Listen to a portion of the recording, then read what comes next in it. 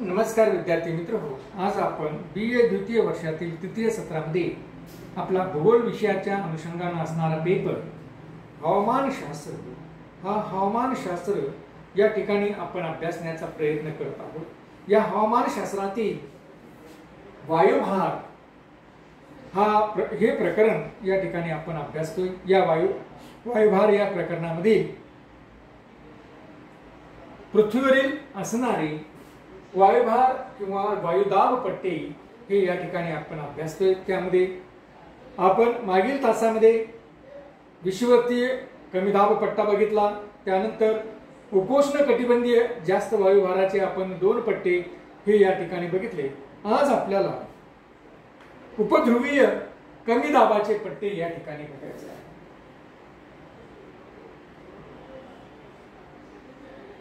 उपध्रुवीय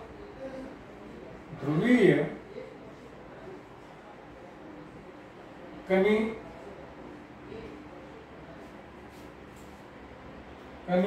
वायुदाबाचे पट्टे किंवा वायुभाराचे पट्टे।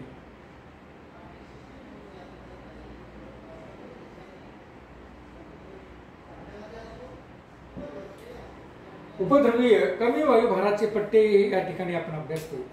तर मित्र हो, आपण बघितलंय की पृथ्वीवर अशा पद्धतीने क्षितिज समांतर हे जे काही पट्टे निर्माण झालेले आहेत, यामध्ये उपध्रुवीय प्रदेशामध्ये देखील दोन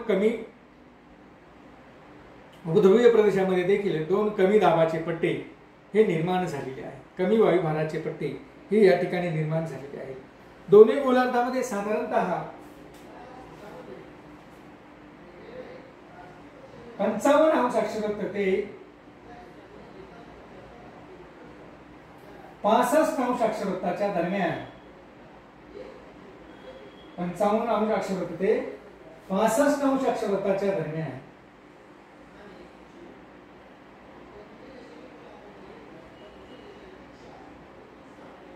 हे दाबपट्टे निर्माण झालेले आहेत। 55 अंश अक्षावृत्त ते 65 अंश अक्षावृत्ताच्या दरम्यान हे दाबपट्टे निर्माण झालेले आहेत। हे कमी वायुभाराचे पट्टे आहेत।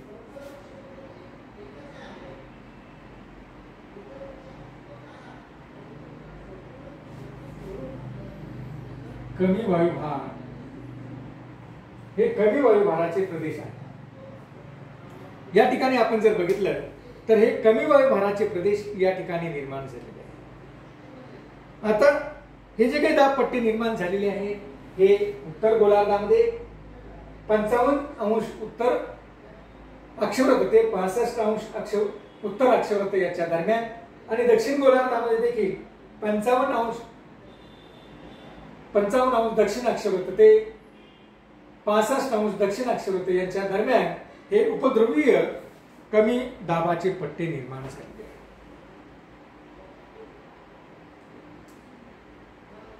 हे प्रामुख्याने जे काही भारपट्टे आहेत हे ध्रुवीय प्रदेशाकडे निर्माण झाल्यामुळे याला आपण उपध्रुवीय कमी वायुभाराचे पट्टे असं देखील या ठिकाणी म्हणतो। मित्र हो, या ठिकाणी तापमान कमी आहे, कारण आपण पाहतोय की सूर्याचं भासमान भ्रमण हे 23.5 अंश ते 23.5 अंश अक्षावृत्ताच्या दरम्यान होतं। त्यामुळं अधिकाधिक जी काही सूर्याची सूर्यकिरणे आहेत ही लंबरूप स्वरूपामध्ये 23.5 अंश उत्तर आणि 23.5 अंश दक्षिण अक्षावृत्ताच्या दरम्यानच पडताना आपल्याला दिसते, आणि त्यामुळं त्या ठिकाणी उष्णकटिबंधीय प्रदेश निर्माण झालेला आहे। परंतु 23.5 अंश अक्षावृत्ताच्या नंतर ज्यावेळेस आपण दोन्ही गोलार्धामध्ये उच्च अक्षावृत्ताकडे जातो, म्हणजे उत्तर ध्रुवाकडे आणि दक्षिण ध्रुवाकडे जाऊ लागतो, त्यावेळेस ध्रुवीय प्रदेशाकडे जाऊ लागतो, त्यावेळेस आपल्याला सूर्याची सूर्यकिरण तिरपी झालेली आपल्याला दिसून येतात। आणि आपण पाहिलं तर 55 अंश अक्षावृत्त ते 65 अंश अक्षावृत्त हे निश्चित त्याच्या पलीकडे आहे, आणि म्हणून या ठिकाणी तापमान कमी असलेलं आपल्याला दिसून येतं। तापमान कमी असून देखील आपण बघितलं की तापमान कमी असेल तर वायुभार जास्त असतो असं आपल्याला म्हणावं लागतं। परंतु या भारपट्ट्याचं वैशिष्ट्य असं की इथं तापमान कमी असून देखील वायुभार मात्र कमी असलेला आपल्याला दिसतो। हे एक मात्र या उपध्रुवीय वायुभार पट्ट्याचं एक वैशिष्ट्य असं आहे की या ठिकाणी तापमान कमी आहे. तापमान कमी असून देखील या ठिकाणी कमी वायुभाराचा प्रदेश निर्माण झालेला आपल्याला दिसून येतो. याचं कारण आहे, बघा याचं कारण काय आहे, तर याचं कारण आहे पृथ्वीचं स्वतःभोवतीचं फिरणं. पृथ्वी स्वतःभोवती फिरत असताना 24 तासामध्ये एक फेरी पूर्ण करते. म्हणजेच पृथ्वीचं असणारं परिवलन, या परिवलनामुळे या ठिकाणची असणारी हवा ही वर उचलल्या जाते. पृथ्वीचं जे काही परिवलन घडतं, या परिवलनामुळे या ठिकाणची हवा ही वर उचलल्या जाते आणि ही वर उचलली गेलेली हवा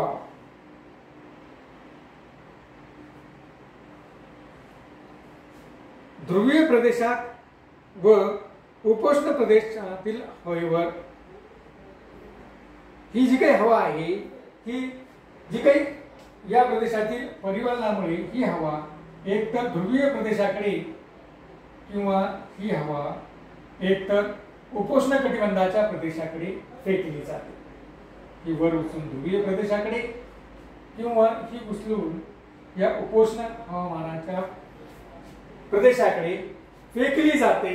आणि अशाच पद्धतीने याही भागामध्ये ही हवा फेकली जाते आणि याही ठिकाणी अशाच पद्धतीने ही हवा फेकली जाते. याही ठिकाणी आपण जर बघितलं तर पृथ्वीच्या परिवलनामुळे, पृथ्वीचं जे काही परिवलन होतं, पृथ्वीचं स्वतःभोवतीचं फिरण्यामुळे या प्रदेशातील असणारी हवा ही उचलली जाते. म्हणजेच त्या ठिकाणी हवा उचलली गेल्यामुळे, ही हवा बाहेर फेकली गेल्यामुळे या ठिकाणी हवेचा कमी वायुभाराचा पट्टा या ठिकाणी निर्माण झालेला आपल्याला दिसून येतो. दुसरं, या प्रदेशामध्ये सतत आवर्त निर्माण होत असतात. हा जो काही प्रदेश आहे, या प्रदेशामध्ये नेहमी आवर्ताची स्थिती ही आपल्याला दिसून येते.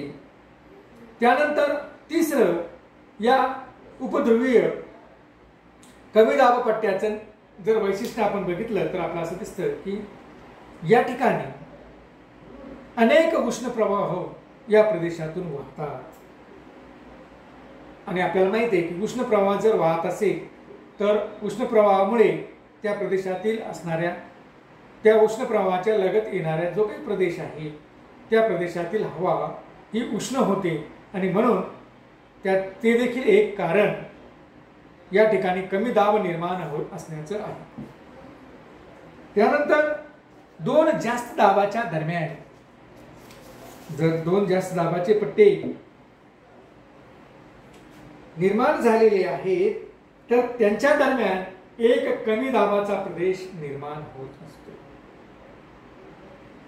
दोन जास्त दाबाच्या प्रदेशाच्या दरम्यान एक कमी दाबाचा पट्टा हा निर्माण होतो. म्हणून आपण पाहतो की 55° अक्षवृत्त ते 65° अक्षवृत्त दोन्ही गोलार्धाच्या दरम्यान, 55° अक्षवृत्त ते 65° अक्षवृत्त हे दोन्ही गोलार्धामध्ये कमी दाबाचे पट्टे जे काही निर्माण झालेले आहेत, हे तापमानामुळे निर्माण झालेले नाही तर हे परिवलनामुळे निर्माण झालेले आहे. या ठिकाणची हवा ही एक तर ध्रुवीय प्रदेशाकडे फेकली जाते, नाही तर ती हवा उपोष्ण कटिबंधीय जास्त भाराच्या प्रदेशाकडे ती फेकली जाते. आणि म्हणून या ठिकाणी हवा बाहेर फेकल्या गेल्यामुळे, त्याचबरोबर या ठिकाणी सतत आवर्ताची निर्मिती होत असल्यामुळे, त्याचबरोबर या प्रदेशामध्ये उष्ण कटिबंधीय प्रदेश, उष्ण प्रवाह, उष्ण पाण्याचे प्रवाह या ठिकाणापासून वाहत जात असल्यामुळे अशा पद्धतीने या ठिकाणी कमी वायुभाराचे प्रदेश निर्माण झालेले आपल्याला दिसून येतात की ज्यांच्यामुळे या ठिकाणी कमी वायुभाराचा प्रदेश निर्माण होतो. तसं असं सांगितलं जातं परत की दोन जास्त वायुभाराच्या प्रदेशाच्या दरम्यान कमी वायुभाराचा प्रदेश हा निर्माण होत असतो. म्हणजेच या ठिकाणी जो काही कमी वायुभाराचा प्रदेश निर्माण झालेला आहे तो तापमान कमी असून देखील त्या ठिकाणचं वायुभार हा कमी असलेला आपल्याला दिसून येतो। तर अशा पद्धतीनं हे दोन कमी वायुभाराचे प्रदेश दोन्ही गोलार्धामध्ये 55° ते 65° अक्षवृत्ताच्या दरम्यान निर्माण झालेले आपल्याला दिसून येतात। उत्तर गोलार्धामध्ये कमी दाब पट्टा हा खंडित असून त्यास आर्टिक वृत्तीय कमी दाबाचा पट्टा असं देखील म्हणतात। या भागात जमिनीचे प्रमाण जास्त आहे। मित्रहो, या ठिकाणी जर आपण उत्तर गोलार्धाच्या अनुषंगाने जर बघितलं तर आपल्याला असं दिसतं की उत्तर गोलार्धामध्ये हा जो काही कमी दाबाचा पट्टा आहे तो काही ठिकाणी खंडित झालेला आहे, तो काही सरळ अशा पद्धतीने निर्माण झालेला नाही। त्या ठिकाणी काही भागामध्ये याला खंड आहे, कारण काही भागामध्ये यालाच आपण काय म्हणतो, आर्टिक कमी दाबाचा पट्टा म्हणतो, किंवा मग याला हा खंडित झाला का खंडित झालेला तर या ठिकाणी जमिनीचा भाग या प्रदेशामध्ये जास्त आहे आणि जमिनीचा भाग जास्त असल्यामुळे त्या ठिकाणी हा जो काही कमी दाबाचा पट्टा आहे तो खंडित झालेला आपल्याला दिसतो। दक्षिण गोलार्धामधील जो काही कमी दाबाचा पट्टा आहे तो सलग आहे, त्यास अंटार्क्टिक कमी दाबाचा पट्टा देखील म्हटलं जातं आणि हा सागराच्या भागातून अधिकाधिक गेल्या असल्यामुळे तो सलग असलेला आपल्याला दिसून येतो। तर अशा पद्धतीने मित्रहो हा उपध्रुवीय कमी दाबाचे पट्टे या ठिकाणी आपल्याला दिसून येतात। आणि अगदी शेवटचा जो काही पट्टा आहे जास्त ध्रुवीय जास्त दाबपट्टे, ध्रुवीय जास्त दाबपट्टे हा चौथा आणि शेवटचा दाबपट्टा आपल्याला या ठिकाणी दिसून येतो, तो म्हणजे जास्त ध्रुवीय जास्त दाबपट्टे, ध्रुवीय जास्त वायुभार पट्टे।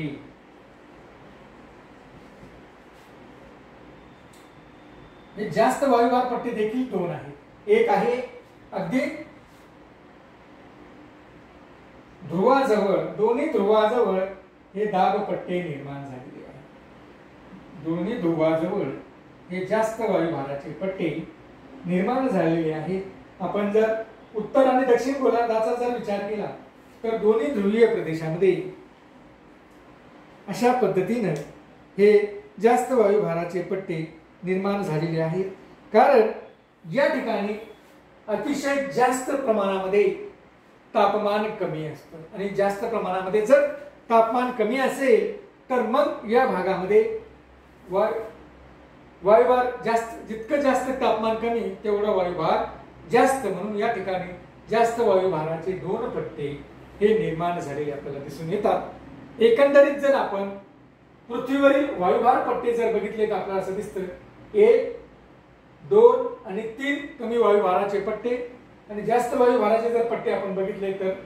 1, 2, 3 आणि 4 जास्त वायुभाराचे पट्टे, म्हणजे अशा पद्धतीने पृथ्वीवर 3 कमी वायुभाराचे पट्टे आणि 4 जास्त वायुभाराचे पट्टे हे निर्माण झालेले आपल्याला दिसून येतात। धन्यवाद।